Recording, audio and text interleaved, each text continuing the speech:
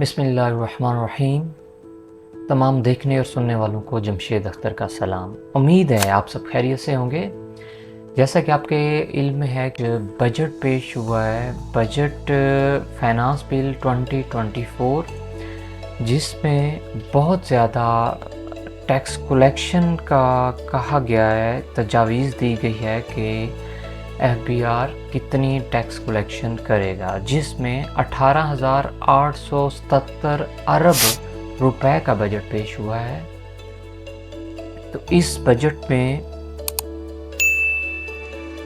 वज़ीर ख़जाना मोहम्मद औरंगज़ेब साहब ने ये बजट आज पेश किया है और इस बजट की कुछ इम्पोर्टेंट हाइलाइट्स हम डिस्कस करते हैं। अभी जो चीज़ हम डिस्कस करेंगे वो है सेल्स टैक्स एक्ट 1990 में क्या कुछ चेंजेस आई हैं, तो वो हम डिस्कस करते हैं। सबसे पहले तो ये है कि कुछ इनकम टैक्स ऑर्डिनेंस के पैटर्न पे डेफिनेशन इसमें इंक्लूड की गई है, जिसमें एसोसिएटेड पर्सन्स और बोर्ड, ये डेफिनेशन इसमें इंक्लूड की गई है। इसके साथ साथ जो है वो concept of investigative audit introduce करवाया गया है, जिसके अंदर स्कोप ऑफ टैक्स फ्रॉड को डीपली कवर किया गया है। स्पेसिफिकली सुप्रेशन ऑफ सेल्स और receipts, false claim of input tax credit, fake flying invoices, wrong claims, tampering of records, advance received against supplier is included in definition of supply. तो advance received against supplier ये already ख़त्म कर दिया गया था, इसको दोबारा से अभी इंक्लूड कर लिया गया है। और इसके साथ साथ क्या है, असेसमेंट की पावर्स को इन्हेंस किया गया है, जिसमें concept of best judgement assessment add की गई है। और इसमें फर्दर क्या है कि audit of sales tax withheld भी शामिल कर लिया गया है। इससे पहले सेल्स टैक्स विद होल्डिंग का ऑडिट शामिल नहीं था, तो वो भी शामिल किया गया। और 5 साल तक असेसमेंट को लिमिटाइज किया गया है, मीन कि 5 साल तक असेसमेंट हो सकती है सेल टैक्स की। अच्छा, दूसरा इसमें एक बहुत बड़ी चेंज जो आई है, ब्लैक लिस्टिंग में यह था कि कमिश्नर पहले ब्लैक लिस्टिंग कर देता था बगैर किसी नोटिस के किसी भी टैक्स पेयर की। तो अब ब्लैक लिस्टिंग में यह है कि एक तो कमिश्नर को बाउंड किया गया है कि वो टैक्स पेयर को सुने बगैर, मीन्स के विदाउट हेयरिंग वो ब्लैक लिस्टिंग का ऑर्डर पास नहीं कर सकेगा।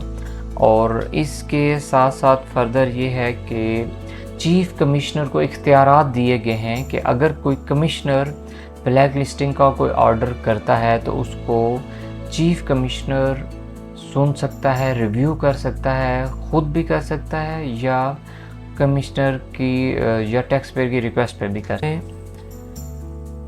ऑडिट का है डिटेल स्ट्रक्चर इन्वेस्टिगेटिव ऑडिट की तरह का इंट्रोड्यूस किया गया है, पहले ऐसा नहीं था।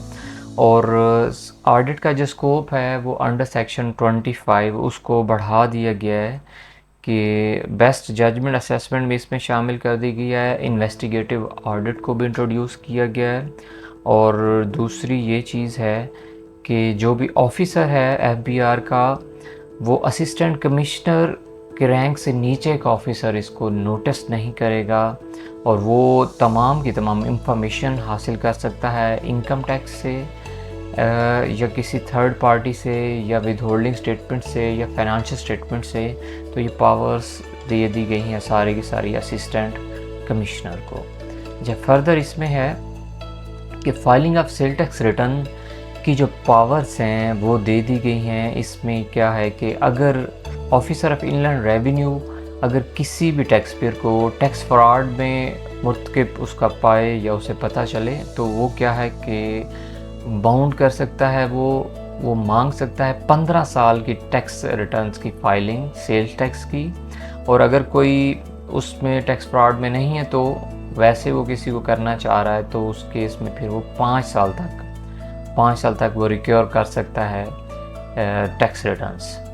तो ये बहुत बड़ी चेंज है कि किसी पे भी टैक्स फ्रॉड अगर उसे शुबा है या साबित होता है या किसी भी तरह से इनलैंड रेवेन्यू ऑफिसर को तो वो टैक्स पेयर को 15 साल की टैक्स फाइलिंग का कह सकता है। इससे पहले ये नहीं था, और अब इसके साथ साथ वो 5 साल की अदरवाइज़ भी कह सकता है। अच्छा, पेनल्टी टैक्स फ्रॉड में ये है कि 10 साल तक जो है इसमें उसकी इम्प्रिजनमेंट है या 100% पेनल्टी है, ये भी बढ़ा दी गई है।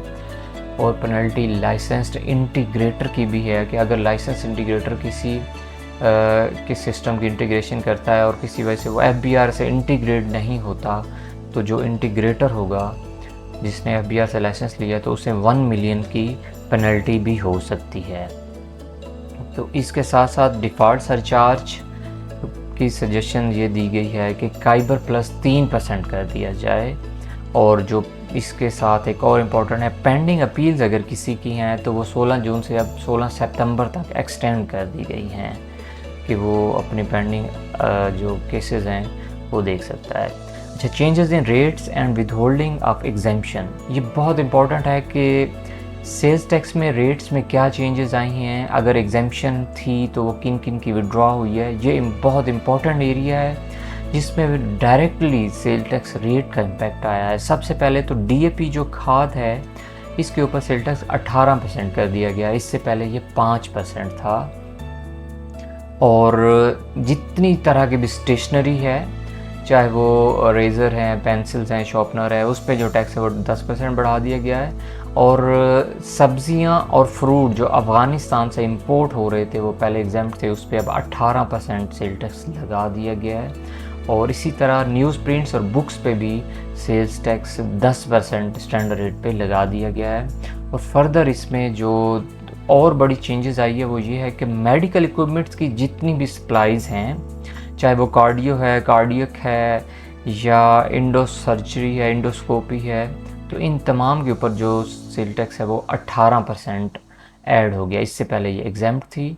और इसके साथ साथ जितनी भी डायग्नोस्टिक लैब्स के अंदर किट्स आती हैं टेस्ट के लिए पैथोलॉजिकल, उन तमाम के ऊपर भी 18% सेल टैक्स ऐड कर दिया गया है। एक तरफ से गवर्नमेंट ने अगर सेहत कार्ड दिया है तो दूसरी तरफ से गवर्नमेंट ने इसके ऊपर 18% सेल टैक्स अब ऐड कर दिया है।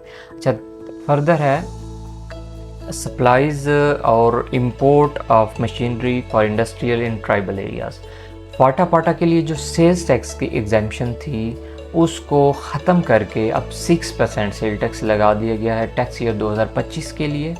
और इसी तरह टैक्स ईयर 2026 के लिए इसको फिर 12% कर दिया जाएगा। तो इसको ग्रेजुअली इन्हांस करने का इरादा है गवर्नमेंट का।